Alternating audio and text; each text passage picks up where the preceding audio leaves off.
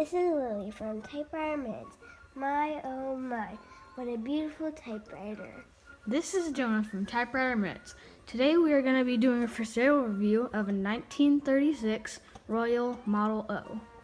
Picked this up not long ago, and it had been serviced by Abel Office Machines in Fort Worth, I think in late 2019. I have the service receipt. So it didn't need a whole lot of work. I did a little bit of light cleaning and then replaced some of the rubber. This has brand new rubber feet made by Charles Gu at mytypewriter.com. It's kind of neat. In the typosphere, there's various individuals who are making rubber feet for typewriters, which is a big help because a lot of times they're old and crumbled like these were. Another gentleman's making some torpedo typewriter feet for me, so looking forward to getting some of those. Anyway, replaced the rubber feet, also replaced the rubber bumpers under the spacebar. It had a loud clack when you hit the spacebar because the three rubber bumpers were as hard as a rock. I have some bright yellow neoprene tubing and put some new bumpers on there. Also on there's a shift bumper under there that was also as hard as a rock. Replaced that one. So it's got new rubber feet, new rubber bumpers. Mr. Abel did replace the feed roller because it's super soft and gushy, which is kind of nice. The feed rollers, the paper bale rollers are in good shape. The one on the right has teeny tiny crack, but other than that, paper feeds through just fine, and it rolls paper through under the paper bale just fine. It has the original platen, but fortunately I can still get my fingernail. It's probably not going to show up on the camera. It might. So it's not super soft, but you can see it does leave a little bit of an impression. The end is a little harder, but the center of the platen can still get a fingernail in there. So platen is in really good shape for its age. This is a 1936 model, like Jonah mentioned. Just a quick look at some of the features here. This is the manual ribbon reverse.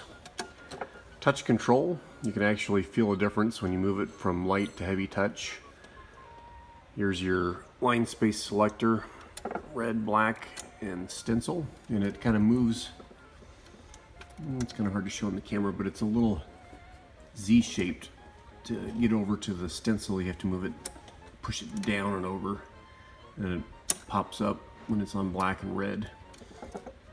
Here's your backspace. There's no tabulator on this machine. It's kind of a basic machine with the key rings, chrome key rings. I don't know if it's chrome or nickel plating, but they're in excellent shape. The paper underneath, excellent shape. And there's your margin release over there.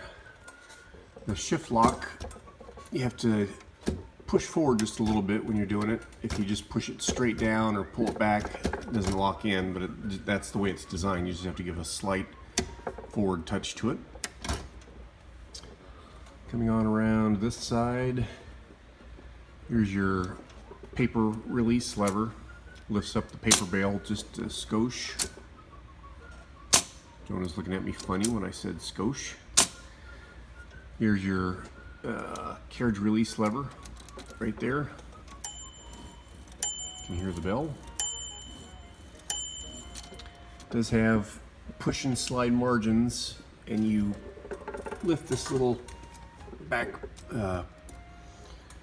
paper tray or paper table cover back to get to the push and slide margins, and you can see it's got a little pointer to show you where you are on the scale. Back around the back side, the decals on this are in really good shape.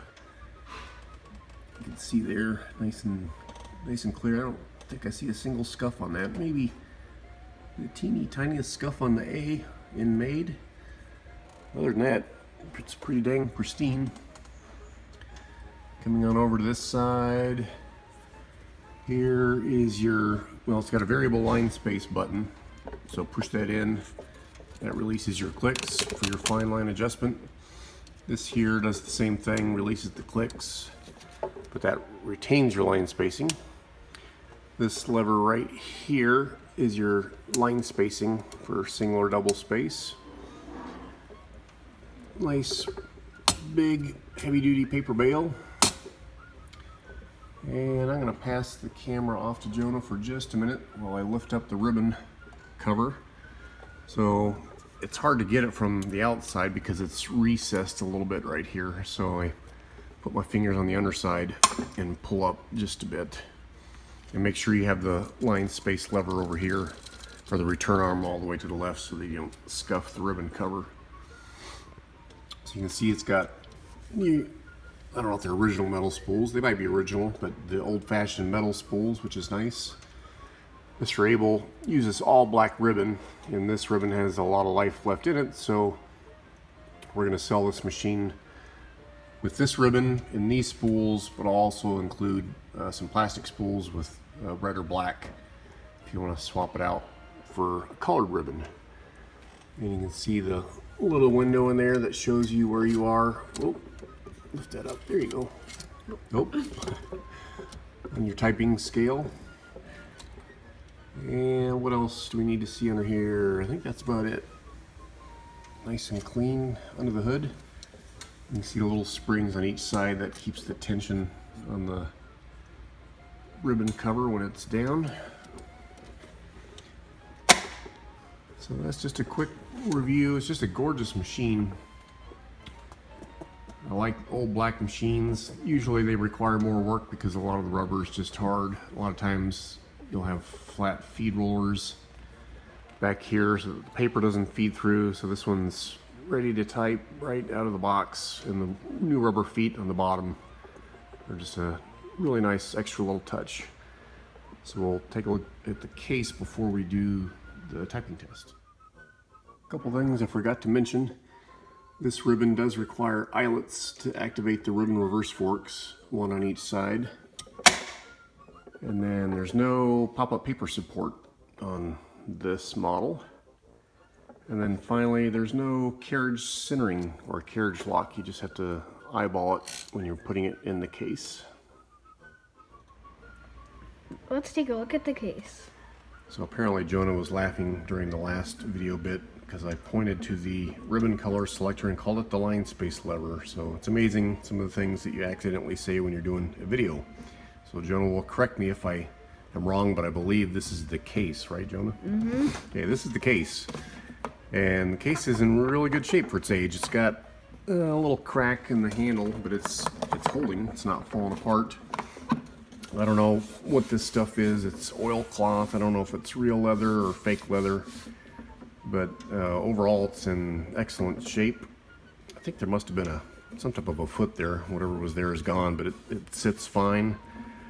And the Royal cases, at least all of them that I've had, they don't have the same musty smell as the Corona and Smith Corona cases. I don't know why the Smith Corona older black cases seem to have that odor, but this one does not stink, which is nice. So here's your latch here. Just pull this guy to the right, and that pops open. And you can see it's got 4 little latches. So the feet have little holes on the bottom, and they sit on these 4 posts. And then once you have the machine in, you turn these guys, and then that locks the machine in place. And then the lid, if you ever want to take the lid off, if you'll come up here, Jonah, there's a little lever right here. Push this guy, and it lifts this thing over here up, and then you can slide the case right off. So I don't know, if you wanted to keep the typewriter in the bottom for lap typing, you could just take the top lid off, and then to put it back on, just lift this lever, come on up here, lift this lever again, and then slide these right onto the little posts.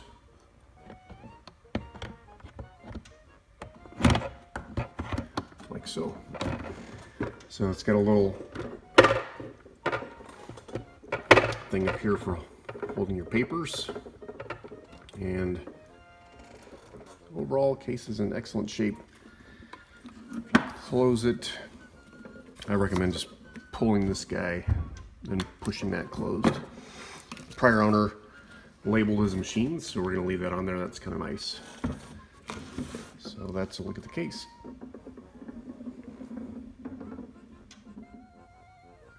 Quick note about the case: when you put it in, be careful back here because this gets close to this back hinge and you don't want to scratch it. So gently put it in, get the feet on those posts, and then you can lock and unlock these guys. Sometimes these are a little bit tight, so it's nice and snug, but that's how these guys lock in place. Oh, switch hands here. Like so. And now for the type test. So 2 pieces of paper. It does not have a left-hand paper guide, so you just eyeball where you want the paper to go in. And put it on 0. Paper feeds through perfectly. So I'll do, even though it's an all black ribbon, we'll do a couple lines on black and then switch it over to red with the line space lever, right, Jonah? Mm-hmm. Or it's the ribbon color selector.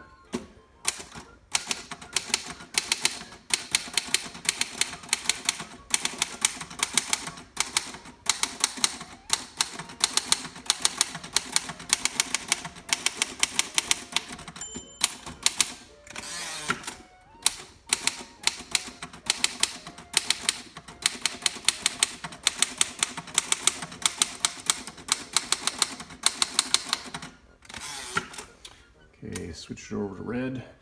The Royals have a really nice snappy touch to it. The one thing I would say about Royals is that they are a little bit susceptible to bunching. So if you type, especially if you're a touch typist and you're typing one letter on one finger and then quickly following it with another letter on the other hand, you can get some bunching. So you have to focus on keeping a nice even typing pace.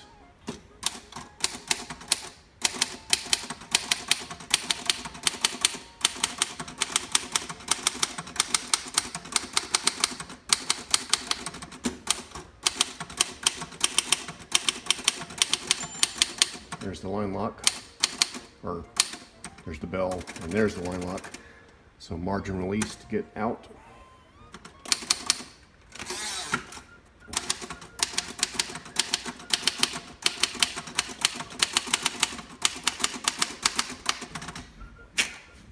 Okay, let's see what that looks like. Looks really good. I love the typing feel on these. You just have to, like I said, keep a nice even typing pace so that you don't get skipping and bunching, but when you take a little bit of time when you're typing and think about what you're going to say, you get good output like that. If you're interested in buying this typewriter, you can contact us directly, or we'll put the link to the eBay sale in the comments below. Thank you for joining us at Typewriter Minutes. Be sure to share, link, like, and subscribe. Bye. Bye. Get it? Buy it?